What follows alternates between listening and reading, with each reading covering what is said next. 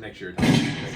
All right, guys. Our bad. 15 minutes. None of this is relevant. It's all good. All right. First fitness question. What are the three? So 1, 2, 3. You know, we can count. We can't add, but we can count. What are the 3 best exercises you can do at home? All right. So shout out to this listener, aka Sax Rolls, aka Tony. We appreciate you. Shooting your question up. So I'm gonna just start off with where's it at? I've already said this before.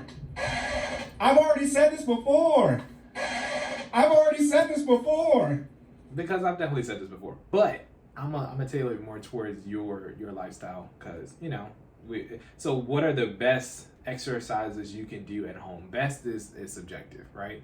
Well, I have to give both sides of that. It's subjective because it's determined by what equipment and what, first of all, time, how much time you have, and what equipment you have available, right? That'll determine what are the best exercises you can do at home. And I guess and I'm also going to say, when you say home, I think you just mean wherever you're at, right? That's not a gym. I'm gonna just assume that, because I know you travel a lot. The specific listener might not just be home. It might just be when you're in a rest spot. Okay.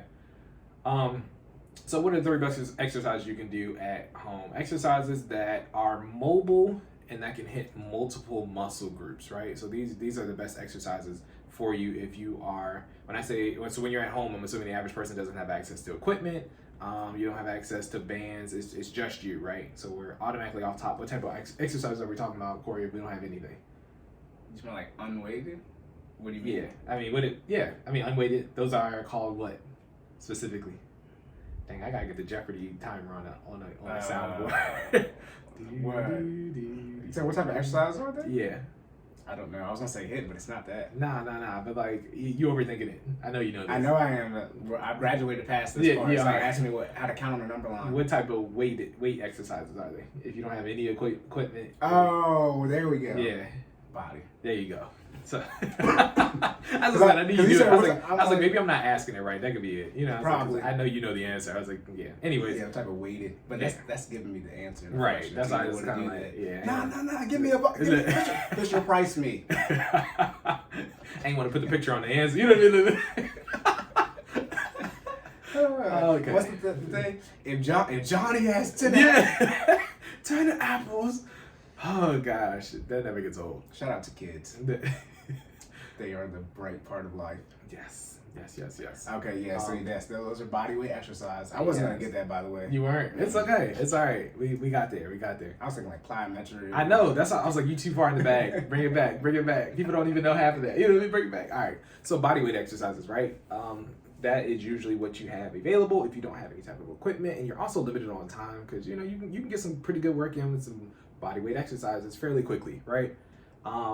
You want to participate in bodyweight exercises that are going to hit multiple muscle groups, or if you're going to stick with one or a exercise that only hits a single muscle group, you want to make sure it's hitting the full extent of that muscle group, if that makes sense, right? So if I'm going to do an exercise that hits legs, right, I want to do an exercise that hits the most muscles in legs possible. Makes sense? So either multiple muscle groups or the full extent of a single muscle group. Tracking? So of those exercises, and some of this is my opinion and some of this is my certification, right? But I've chosen 3 off the mini list of exercises that you can do that are body weight, right? And the first one is push-ups, right? I think somebody guessed that. Somebody probably guessed that was going to be on the list. What, push-ups? Y'all know y'all got to do. We talked about the pull-ups. Y'all know you got to be able to do a pull-up, because if you get off a ledge, you don't have to pull up. Yeah. Get yourself up. But just think about it, right? Like, push-ups are like they locked in, right? I mean, even when you're teaching, I always take it back to the kids, right? When you're teaching children exercise or fitness for the first time, what is one of the first things you usually have them do other than stretch? Try to give me 10. Yeah, you try to get them to do push-ups, right? Push-ups are like, I don't want to say the golden standard for fitness, but they work your chest. Remember we were talking about multiple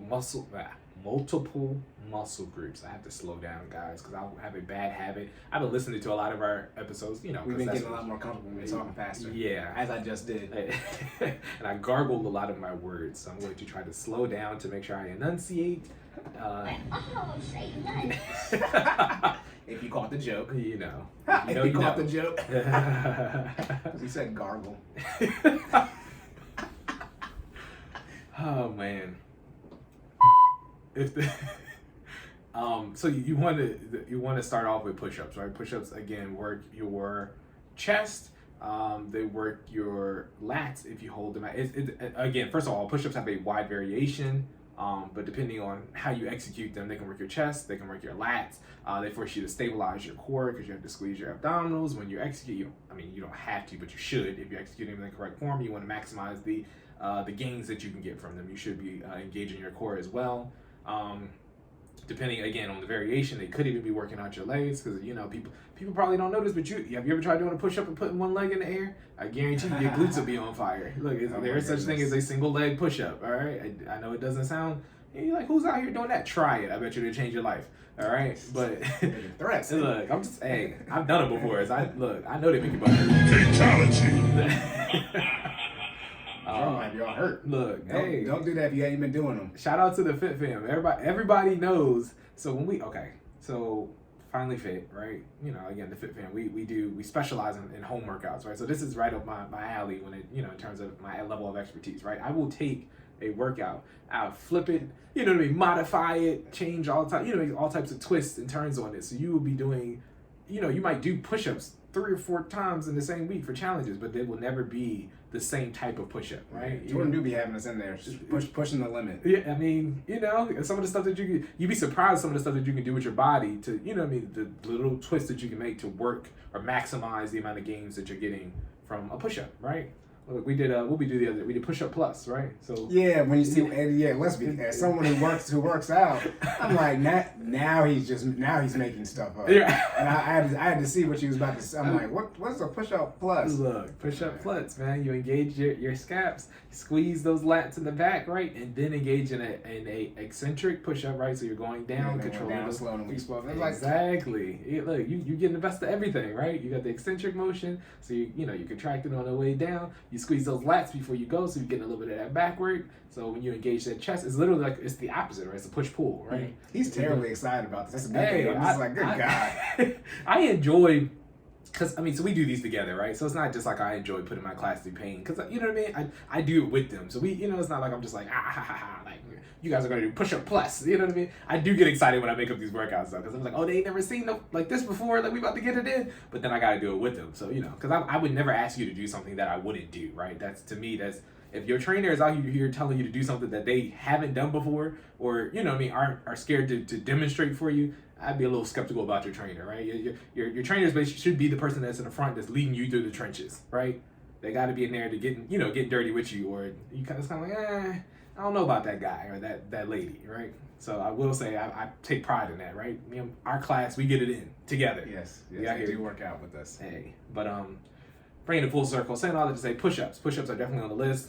Multiple variations, can hit multiple muscle groups, and again, if you're not actively engaged in fitness and you're trying to learn and you're trying to get there and you need to start somewhere, push-ups are the place to start, right? I guarantee most people cannot do a set of 50 push-ups, all right? If you just, no variation, just straight up, controlled motion, push-ups, you know what I mean? Second down, second up. Like, a lot of people use momentum or they catch themselves halfway through the exercise, or they're not doing the full range of motion, and it's doing a push-up in good form, under control, for a high amount of reps is a great place to be. Like, that's, to me, that's a good fitness test. I guarantee you most fitness tests, I believe in our first fitness assessment, we had push-ups, right? So it's always a great place to start, because you can't control your body weight, you know what I mean? Can't execute this motion under control for a decent amount of time. We got to start somewhere, right? You got to get that under control first. Then you can do all the fancy stuff, right? Everybody always sees these the social media influence and all these fancy razzle dazzle exercises they see online, and everybody like the impossible press. I get a lot of inquiries sometimes about people. Oh, I want to do the impossible press. The impossible press is cool it's hard, but you gotta work up to that, right? What's Like the impossible? I don't know. What's okay, so an impossible press. Shout out to Dr. Joel Seedman. He's a PhD in kinesiology in Georgia. He trains a lot of NBA players, NFL players, a lot of professional, athletes, right? Impossible press is a single. So you're hanging off the bench, right? So it's a bench press. It's a bench press with a dumbbell, but you're hanging off the bench. The only part that's engaged on the bench is either your right scap or your left scap. So, right lat. Yeah, exactly. Your core is engaged, so you're squeezing your abs. You got the opposite. So whatever shoulder is leaning on the bench, the opposite leg is down. Okay. So if my right arm is hanging off the bench, using that for stability, my core is engaged, my left leg is down, my right leg is in the air, and the left arm has the weight. Okay. It sounds super simple, right? No, that sounds very difficult. Yeah, because it forces you to have stability, right? Yeah. You have to have stability in your core. You have to activate your synergist muscles on your left side, as the left lower body as well as the right upper body, as well as engage in an eccentric motion, right? So it's a lot. I've tried it, and I'm not embarrassed to say that I can only do like 3 of them. You know what I mean? At one point I couldn't do any of them. So you know what I mean? Progress, right? But it's definitely a workout. So if you want to try that, maybe I'll post a video and explain that a little bit more, and definitely I'll even tag Dr. Seaman in it, because that'd be nice, right? But shout out to the impossible press. But to get up there, right? To start there, you notice how all those different parts of the bodies were, different parts of the body were engaged. You have to make progress on them before you can get to the point where you're doing a lot of these crazy, amazing, feats. Okay, so bringing it full circle. First one is push-ups. Second one is lunges. Right? Gotta work the lower body. Lunges you can do anywhere, right? And for most people, again, just talking in general, because 75% of y'all don't work out at all, so we just gonna talk about we gonna speak to y'all. All right. I thought it was 75% are overweight. Not 75% don't work out. You gotta make a correlation between the two. Yeah. If you all right, Cory, I'll be grammatically correct. 75% I'm trying to help you. I I think more than 25% people work out. Y'all can work out, but y'all ain't doing that because y'all solo. I was gonna say, what is it like the threshold to be considered working out? Just like you still got to. So the 30 minutes. Yeah, the 30 minutes a day, 5 times a week. Oh, then nobody does that. That's what I'm saying. Nobody works out. I was like unemployment. Some people who don't have unemployment, people I think who are seeking a job and can't get one. If you just stop looking for a job, you get kicked out of the unemployment thing. You have those numbers.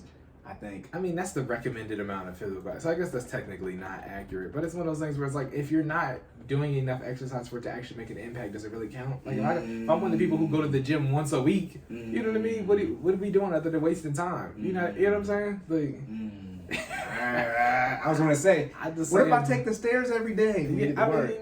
We talked about that, right? Those are like, Yeah, and you hyperventilating every day when you get to the top, too. Exactly. Hey man, don't be out of breath because you work on the 3rd floor and you can barely get there in the morning. Jesus okay? Christ, just take the elevator. Hey. Anyways, right, every time you come home because you gotta take the stairs in your apartment, your animals think like, dang, this mother's dying. Out, Right, I didn't even get fed yet. You gotta take me out first, at least. This is why I be pissing on the carpet. Hey, you come in here and pass out. Hey, I talk about my life-changing experience all the time. That was one of the things for me. So also got impacted was also to colitis, but aside from that, right? When I was living in the apartment, I lived on the 3rd floor. Cory knows, right? I lived on the 3rd floor. And one time I came home and I was tired. By the time I got to my front doorstep, and I was like, "Oh no, we got to do something about this." Like this, to me, that's the changing point, right? I was like, I had nothing in my hands other than a work bag for with a laptop in it. So software developer, right? I don't have too, you don't bring too much home, right? That bag isn't that heavy, maybe like 10 to 15 pounds. And I walked up 3 flights of stairs and I was gasping for air. Heart rate was up in the hundreds. You know what I mean? Like that's not good, y'all. Like yeah. Anyways, do these lunges. Hey.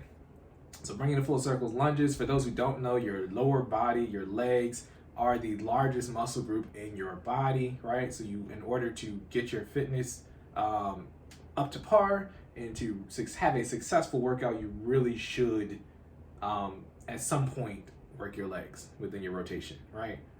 That being said, lunges are easy to incorporate. Body weight lunges actually burn, right? So you don't, this is, again, I know all these are body weight, right? But these are one of those ones that definitely can have a high impact on your, high rate of return, and you feel them immediately, right? I don't know if you're doing lunges correctly, you stepping back, got that front leg 90 degrees, knee out, over toe, but no further than that. back leg bent 90 degrees, but knee still technically at least an inch and a half off of the ground, right? Because you want to drop down, but you don't technically want it to touch, right? Everything should be in controlled motion, full range of motion, but not slinging your body up and down, right?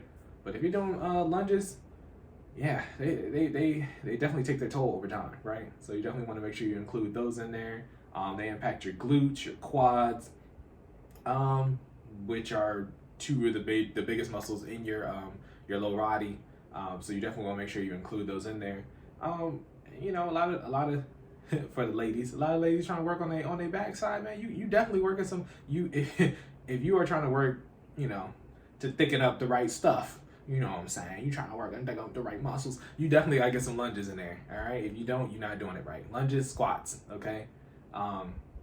Which leads me into my third exercise. Best exercise to do from home: the overhead squat.